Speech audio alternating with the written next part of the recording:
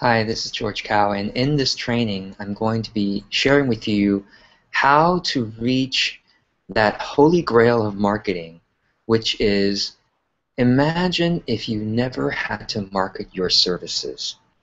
Imagine if you have all the clients you ever need simply by word of mouth, meaning your clients are so happy with what you provide them that they naturally refer 3 more clients to you, 10 more clients to you, 30 more clients to you. And imagine if each person even referred to you 5 new clients on average, you would always have a waiting list. And you would need to have an application for people to fill out to work with you, etc. You can increase your prices if you need to do that or want to do that. So again, what we as business owners, especially solopreneurs, are all trying to get to is that holy grail of marketing, which is no need for marketing. But how do we get there? And that's what this episode's about. And if you just implement, I encourage you, as I sometimes remember to encourage you to do, just listen for even one thing you can implement from this episode, from this video. If you just do one thing, you will be better off than watching many videos or listening to audio podcasts and doing nothing with it. Okay, just implement one thing from this video. So let's get going. And I am going to be sometimes looking down at my notes, so I hope you don't mind. But the information is good. So basically, there are 3 things to do to reach that holy grail of marketing of not needing to market yourself. And these 3 things are simply this. Do what clients want and need. Number 2, do it amazingly well. And number 3, make it easy for your clients to refer you. Okay, so I'm going to unpack each of these ideas. So 1, how do you do what clients or what the market, your audience, want and need? Well, it is, in general, it's about having more conversations with your audience. And I've talked about this in other episodes in the past. I have a blog post online called Doing a Niche Interview. So if you haven't yet read that, I will put the link to that blog post in the video description area. So the more people you talk to in your audience about the thing you help them to do, okay, and what problems they're facing in their life, what's keeping them up. You've heard this before, maybe. What's keeping someone up at night? Literally. All of us, have issues that sometimes when we wake up in the middle of the night, we find ourselves thinking about those certain issues. Those issues might be around work, it might be around health, it might be around relationships, might be around other things, right? So, but coming back to the topic of this call, which is how do we improve our service to our clients so that they refer us? Are you doing an intake survey, okay, of your clients? Because if you're not doing an intake survey, I recommend doing it, because an intake survey allows you to get a baseline for what they really want from you, what they really hope to get out of your working with them. And I will also put a link, and I'm just going to put a little note, intake link to niche interview. I'm going to put a link to my intake survey in the video description area, so you can feel free to copy that, use that if you want to. Pay attention to their intake survey, and just as you read one of your new clients' intake surveys, jot down 3 to 5 key things that they hope to work on in working with you and your services. Okay, 3 to 5 key things that they hope to accomplish or work on. And even just by jotting it down, even if you don't have some system of how to come back to this, even by jotting it down, you will train your mind, your subconscious mind, to pay attention to those things as you work with your clients, rather than working on what you want to work on with them. If you're working on what they want you to work on with them, they're going to be they're going to be more interested in the work with you, and they'll tend to be happier. Now, of course, some service providers say, well, my clients don't really know what they need. They have some surface wants, but I want to take it deeper. That's fine, but you've got to have a door into what they really want. So it's like, think about their surface wants, or whatever wants they come to you with, and you as a service provider, you as an expert, know a lot deeper about what they really need, maybe the root causes of their issues, right? You know their root causes, you're trying to heal those root causes, transform those root causes.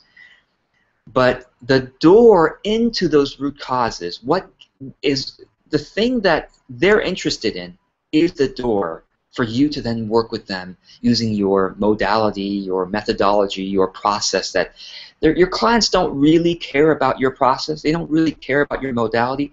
They care about their wants, what is keeping them up at night, what they're thinking about all the time. And gosh, if your modality can help them solve it, great. But it doesn't matter what modality can help them solve it. It's the wants that is the doorway, so that you can then use your modality. So focus on those wants and jot those things down from the intake service. Jot those 3 to 5 doorways into what really interests them. Right? That's the doorway is what really interests them. Okay.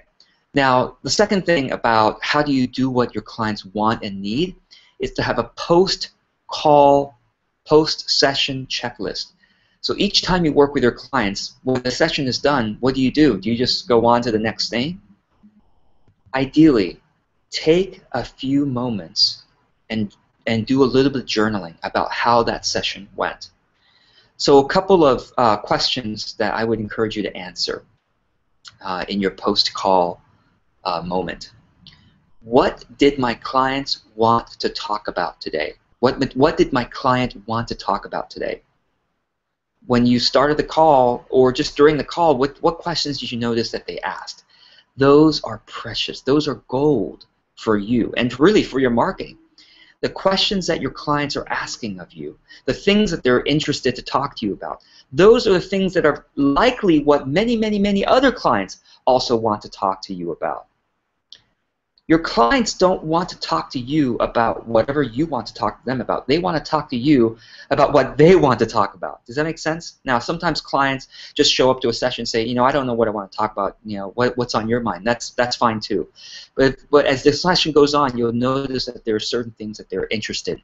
Pay attention to those things. So in your post-call journaling time, try to remember what those are. And if you do this exercise, you will become more observant during the client sessions, so that your post-call journaling will become ever increasingly more effective over time. So just start. Just start. Okay. What did my clients want? So things to journal on. What did my clients want to talk about today? What did I actually help them with today? What did I actually help them with today? Because it may not be the same as what they wanted to talk about. So just journal both those questions. And thirdly, of the things you did, you know, maybe in a certain hour you did 3 or 4 different things with your clients. Okay, talk about 3 or 4 different things. Of the things you talked with them about or did with them, what did they find most helpful? What lit them up and delighted them? Okay, just journal, even if it's one thing, or even, you know, even if it's you're not sure, but this probably helped them out most. Just journal it. Just write it down, because you're training your perspective, so that going forward with future client sessions, you're more aware about what is delighting your clients the most and what's really helping them out the most. The other thing that you may want to journal on is, of the things I have worked with my clients on, what did they mention in our session today that was most helpful? Because, for example, I always start my client coaching sessions with celebration. You know, I ask my clients, what can we celebrate today, but based on what you've gotten done since the last time we talked, or something good that happened in your business? Because I coach my clients on business, that's why I focus on business celebrations. You know, ask your clients, celebrate them, and you'll notice in the celebrations if there was something that you did with them that really made that transformation, and those transformations can eventually become case studies that you can use, maybe even testimonials. Okay. All right. So by doing this practice of journaling after a client session, you will become more perceptive in your client sessions, you will basically increasingly do what clients want more of you to do and need more. Okay.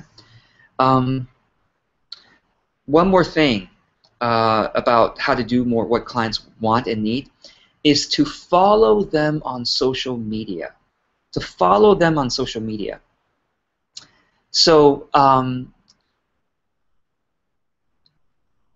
what I do is I use Facebook friend lists. I use Facebook friend lists, and then I add my clients to those friend lists so that when I'm on social media doing what I call my social media caring, I can just click on my client's friend list, meaning the friend list where my clients are in it. So when I click on that Facebook friend list, Facebook will show me just the postings from my clients.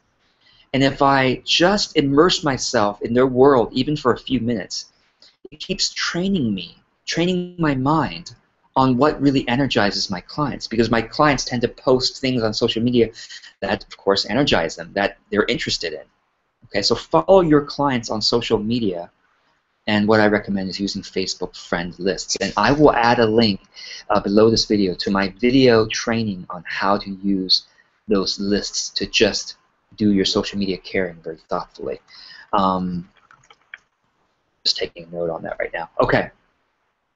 Now the second major thing now, again, the first major thing about how to improve your services so that your clients want to refer you, so that eventually you don't need to do any more marketing, is to do what clients want and need. So that's the first thing we've talked about in this video. The second thing now is to do it amazingly well. Now, this is something that it sounds kind of obvious when I say it, but a lot of, especially solopreneurs, a lot of service providers, they keep wondering, how come my clients aren't referring me? And it's sad for me to say this, and it may be hard to hear, but maybe your services really aren't that great. Maybe the results aren't that great. Maybe it's not that memorable, your services. If your services are great, it really changed people's lives, it's going to be memorable for them. And it's going to have such an effect that, of course, if it's memorable for them, when they're talking to a friend who has that same problem, they're going to think of you immediately. They're going to think, oh, you have that problem. Well, you know, Sally solved this problem for me. Amazing. Or you have this goal in your life. Oh, Sally helped me reach that goal. So I know it's hard to hear, and I'm saying this to myself as well, right? And it's been hard sometimes for me to admit this. You know what? I need to improve the effectiveness of my services, and thankfully I should say that my services are much, much more effective than they used to be when I started 5 years ago. But it can take a number of years for your services to become so good that your clients just want to naturally refer you. Okay?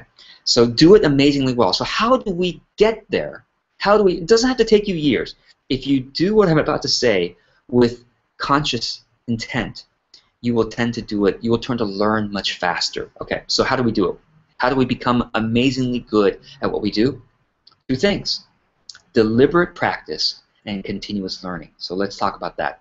Deliberate practice is what a lot of service providers don't do. Service providers tend to just, they take on clients and they do the thing and then they move on to the next client without much thought about implementing what went well into the next session, what didn't go well. I mean, I think most of us do that kind of just naturally, but if we don't deliberately practice, that learning of becoming better and better at what we do takes many, many years. That's why some people say, and you probably have heard this as well, that it takes 10,000 hours. 10,000 hours, right, of doing a skill to become a master at it. Now, how much is 10,000 hours? Let's do some quick calculation.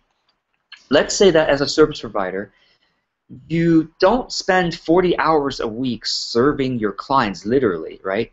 If you're lucky as a service provider, you might spend 10 hours a week in client sessions serving your clients, okay? I'm just saying that's pretty, you know, some of us don't even spend 10 hours a week, right? But let's say you spend 10 hours a week actually in the client session doing your skill, okay, or your set of skills. 10,000 hours okay, let's say 10 hours a week, and if you work, okay, if you work 45 weeks a year, so you take, you take certain weeks off. Let's say you take 7 weeks off a year, approximately, not serving clients. So, well, let's just say even 8 weeks off a year. So you spend 44 weeks a year at 10 hours a week doing your skill set serving your clients. That's 440 hours a year. 10,000 hours to become a master. At 440 hours a year, it would take you about 23 years to truly master your skill. Now, I would say that that is true if you don't do what's called deliberate practice. So how does deliberate practice work? And what I'm going to do is, there was a blog article that I really liked about deliberate practice that I'm going to also include in the video description area. Okay, so basically, deliberate practice, let me break it down to you very simply. After your call, remember our post-call checklist, post-session checklist? Well, let's add a few more questions to journal about. Now, this is really important. After your session, if you don't take at least 5 minutes, right, to journal, you are losing very, very valuable reflection time that can improve your marketing and improve your services. Okay, so add the following questions to your post-call checklist. I've already given you, I think I gave you earlier 4 questions, right? Let's add number 5 and 6. Number 5 would be, what went well during the session? And how did I do it? What did I do that made that go well? What was it that I did? Now the answer to this question may be similar to what you answered earlier, like what you helped with clients today and what really delighted them, but answer with the how did you do it well. Try to analyze what behavior you did, what action you did, so that you can be conscious of it, so that you'll do it again next time. Okay? And question number 6 would be, what did not go well? What fell flat? Now, you tried saying something to your client, or something you talked to your client about that they got frustrated by, or they just didn't find interesting or helpful, or in fact, or maybe you just felt like you really blundered on a particular thing. What didn't go well? And what could you have done differently instead? Now, even if you just write down one thing, it will be helpful. Or even if you can't write anything down, but you just really thought about this question afterwards, at least write something down. Right? Write something down, even if it's just, stream of consciousness journaling. Because you're training your consciousness to be more aware of these framings, these questions in your next client session. Does that make sense? Okay. Now, deliberate practice is very simple. It's about reflecting after a particular thing so that you can deliberately do what goes well, and deliberately do what you can improve on in the next practice. And it's sort of a cycle of reflection, doing well, reflection, and then the actual practice, and then more reflection than the actual practice. Okay? And in there, of course, there might be coaching. You might want to add that to it too, if you want to coach with someone in your area of expertise, so that you can do that thing even better. Okay, now how do you also get amazingly good at what you do? Continuous learning from the best. Continuous learning from the best. So are you consuming, now one simple way of learning, right, is to consume content.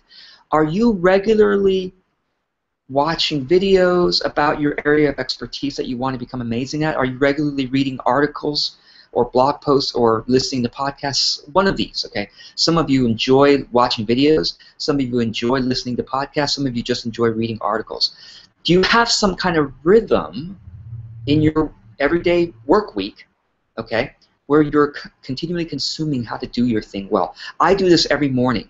Really, after I do my spiritual reading in the morning, spiritual kind of contemplation, I then go on to consuming content about my area of expertise. Just for even 15 minutes will be helpful. Okay? All right.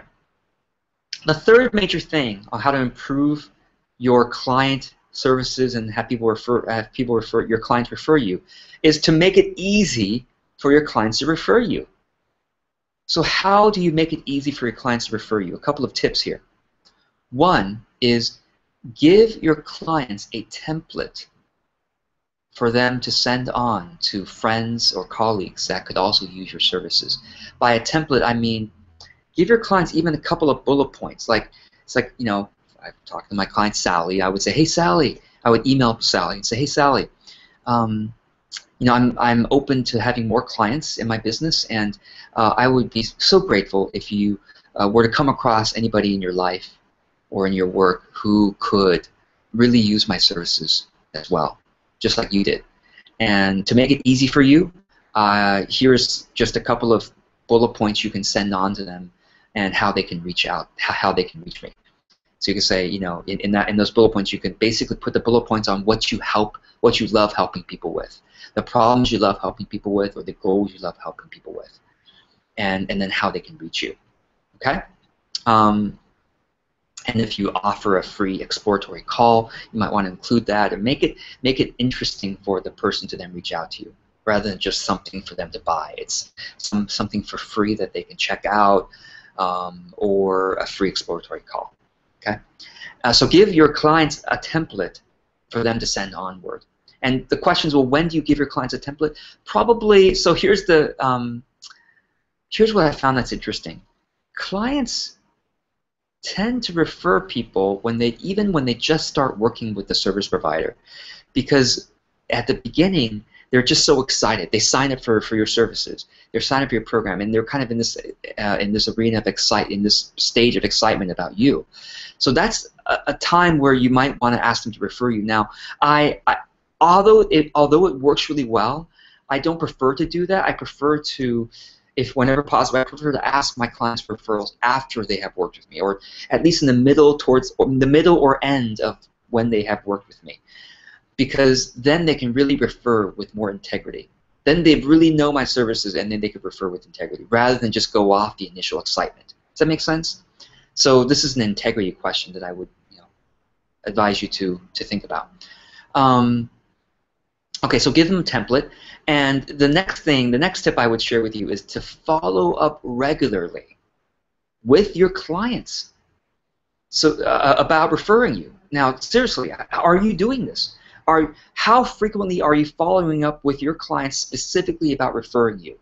So maybe after 3 months, you know, go back to email your client again and say, hey Sally, I hope you're doing great. Hey, if there's anything I can help you with, please let me know. I also wanted to mention that I've got a few openings for working with clients, and I'd just be so grateful if you could refer me.